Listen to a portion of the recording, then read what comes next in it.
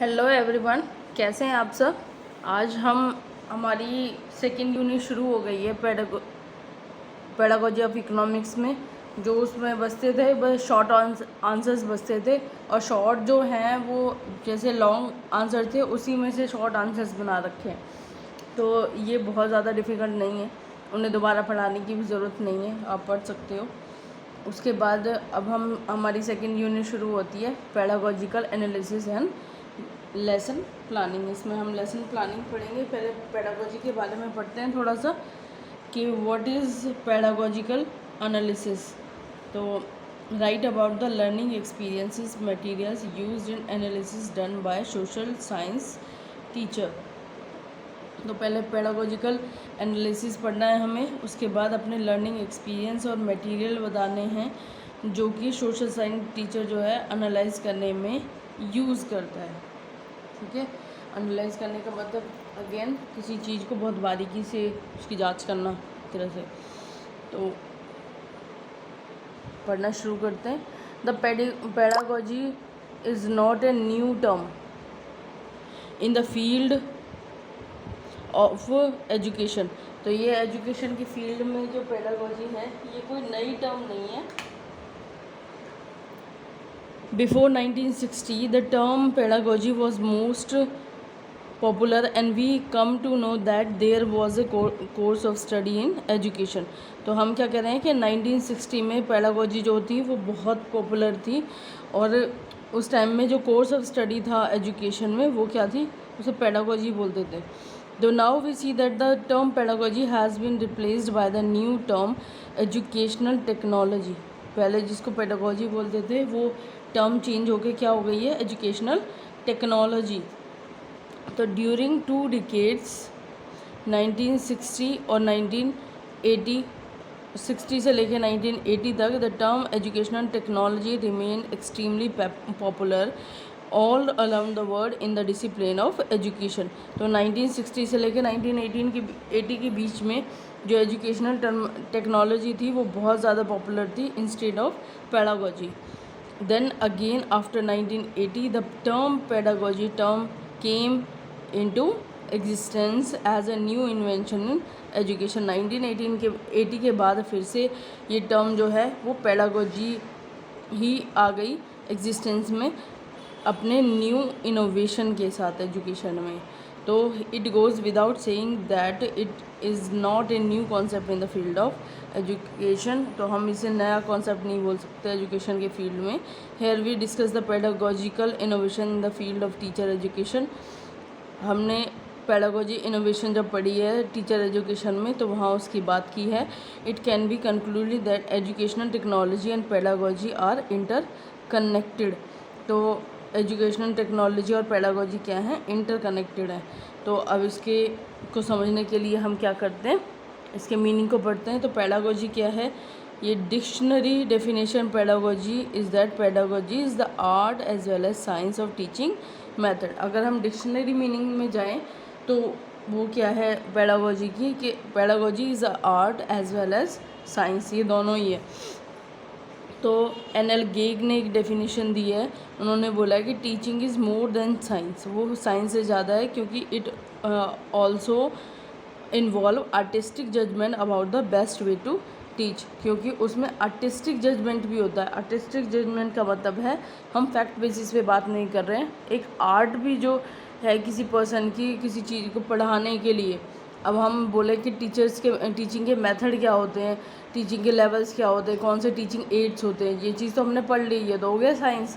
पर एक टीचर जब हम बीएड करते हैं तो सारे टीचर्स अगर क्लास में 100 स्टूडेंट हैं तो वो 100 स्टूडेंट जाके टीचर बनने वाले हैं, और वो उनका सबका पढ़ाने का तरीका सेम नहीं होने वाला है, वो क्या रहेगा, अलग अलग रहेगा। तो teacher employees is aesthetic sense in his teaching. तो जो टीचर है वो अपनी एस्थेटिक सेंस को टीचिंग में यूज़ करता है। The expression of art depart from the rules and principles of science.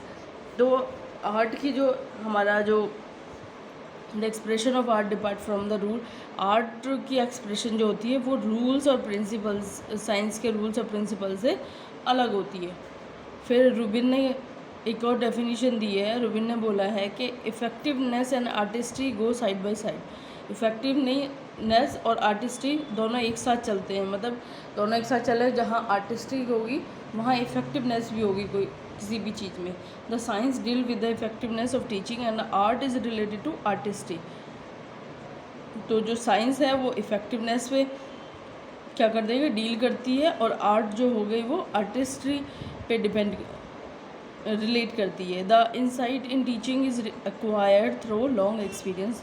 तो ये जो टीचिंग का इंसाइट्स है वो बहुत ज़्यादा हमें, जब हम काफ़ी ईयर्स हो जाते हैं हमें पढ़ाते हुए, तब जाके हमें ये एक्सपीरियंस आता है। Next is the challenge of pedagogy is crafting training art science intuition और स्किल्स।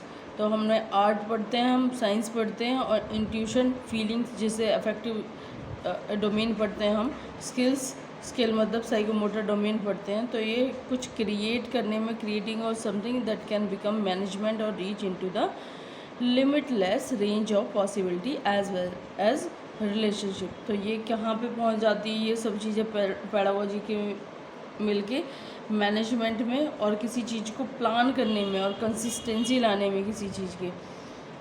ठीक है, तो pedagogy involves a constant working at adjusting, imaging, adjusting again and again until the thing set right.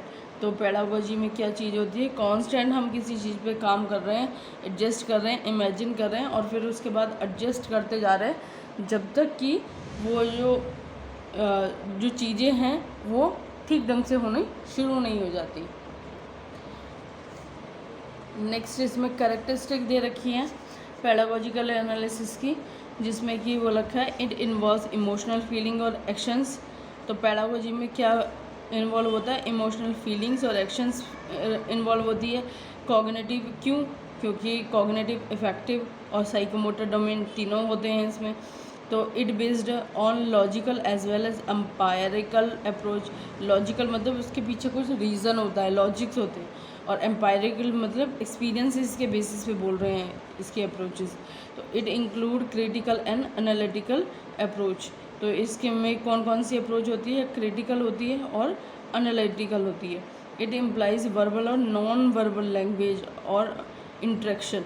तो यहाँ पे दोनों लैंग्वेजेस यूज़ होती है, वर्बल होती है जिसे हम राइटिंग और रीडिंग के थ्रू हम अपनी बातों को एक्सप्रेस कर पाते हैं, और नॉन वर्बल मतलब हम अपने एक्सप्रेशंस, जेस्चर्स, इनके थ्रू अपनी बातों को कम्युनिकेट कर पा रहे हैं।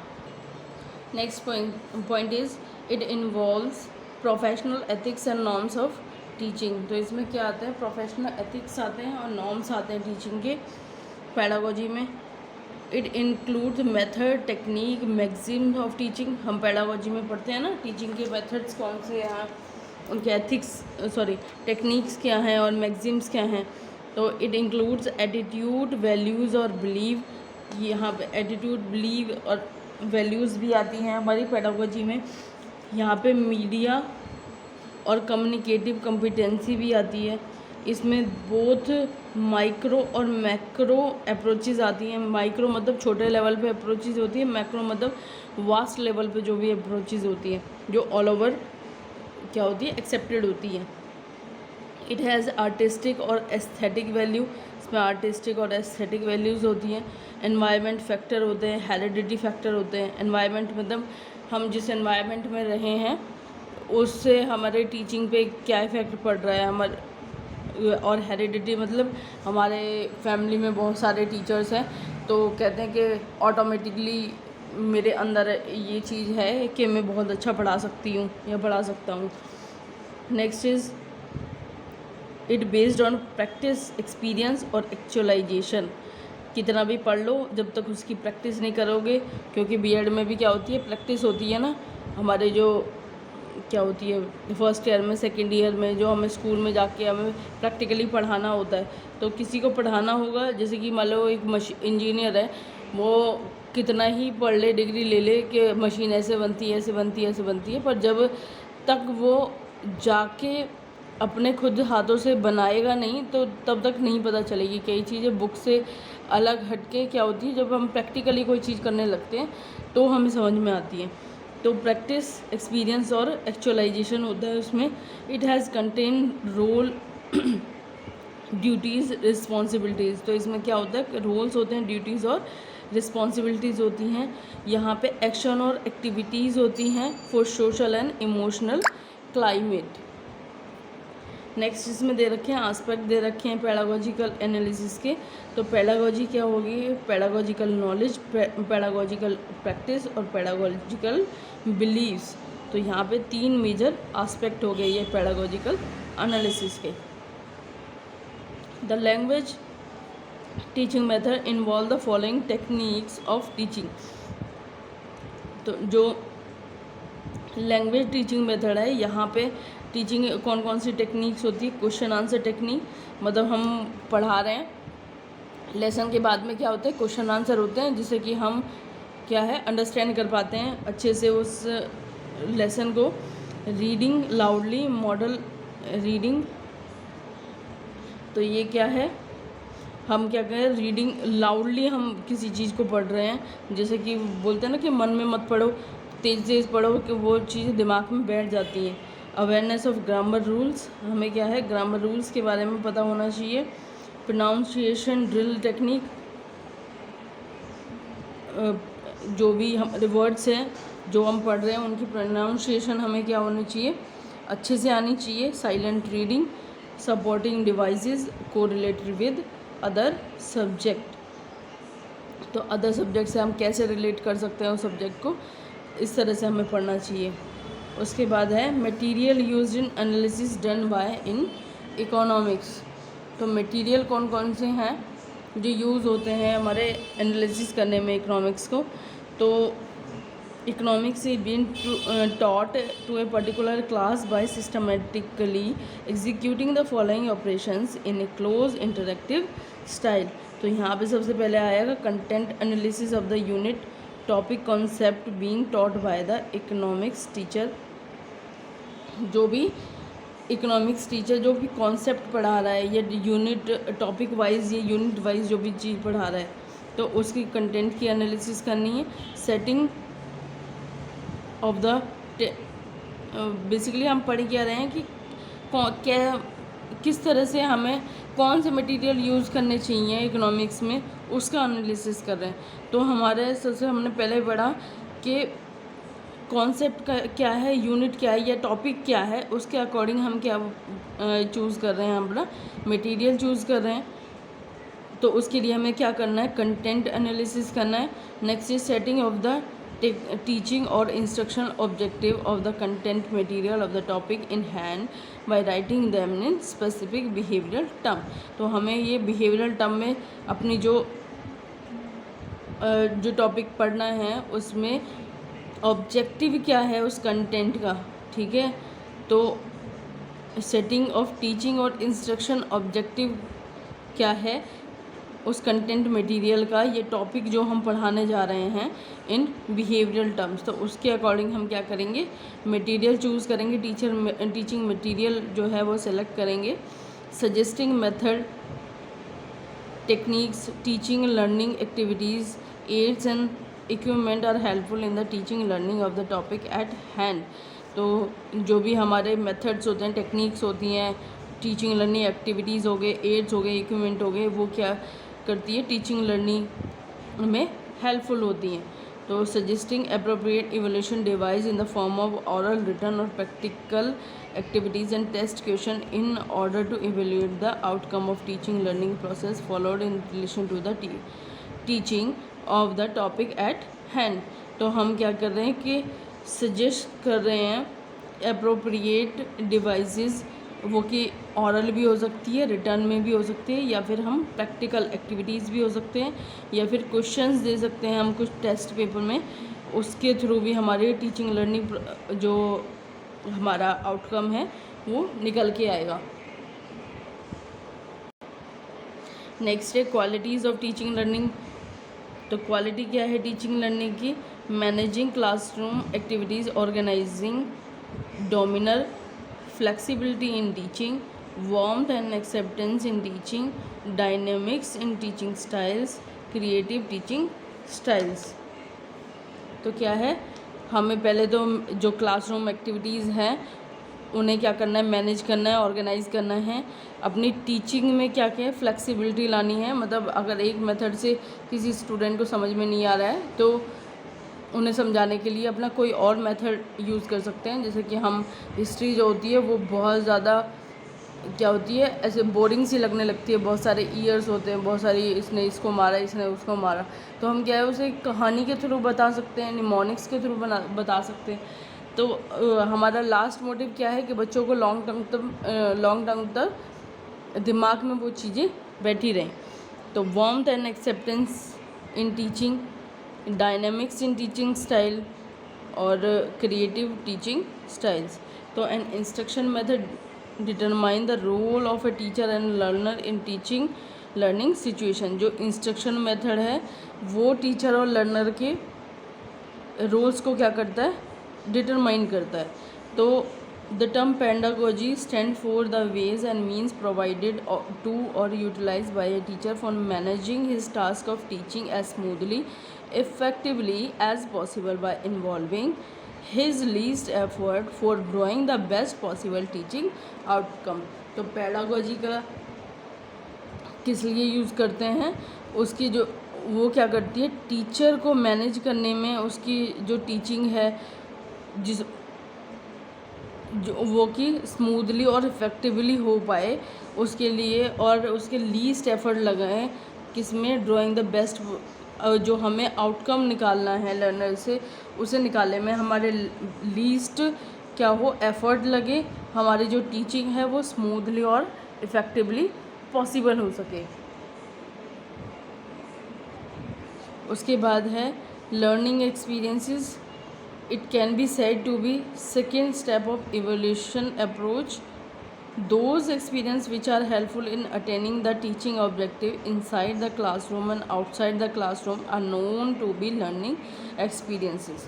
तो जो एक्सपीरियंस हमें किसी भी लर्नर को क्लासरूम के अंदर या फिर क्लासरूम के बाहर जो अचीव होते हैं टीचिंग ऑब्जेक्टिव को फुलफ़िल करने के लिए, वो क्या हो गया, हमारे लर्निंग एक्सपीरियंसेस हो गए। In the way all the learning experience can not be said to be learning experience. सारे एक्सपीरियंस या लर्निंग एक्सपीरियंस को हम लर्निंग एक्सपीरियंस नहीं बोल सकते। तो मेन आस्पेक्ट क्या हुए लर्निंग एक्सपीरियंस के, teaching objective concern with the topic.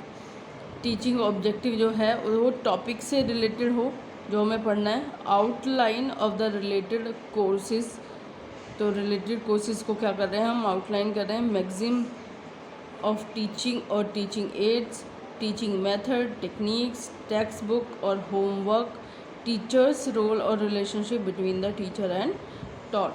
तो इससे क्या होगा, हमारी लर्निंग एक्सपीरियंसेस होंगे कि हमारा टॉपिक क्या है, ऑब्जेक्टिव क्या है टीचिंग का, हमें रिलेटेड कोर्सेज को क्या है, मैगजीम क्या है हमारी टीचिंग की, कौन से एड्स हम यूज़ कर रहे हैं टीचिंग में, टीचिंग मेथड्स क्या हैं, टेक्निक्स क्या है, टेक्स्ट बुक क्या है, होमवर्क क्या है, टीचर और जो है लर्नर है उसके बीच में रिलेशनशिप क्या है। तो ये आज के लिए इतना ही। कल हम करेंगे importance of pedagogical analysis on the basis of learning experience and chosen method. तो आज के लिए इतना ही। If you like the video please hit the like button, share with your friends, comment me if you have any questions and subscribe the channel to connect with us. Thank you.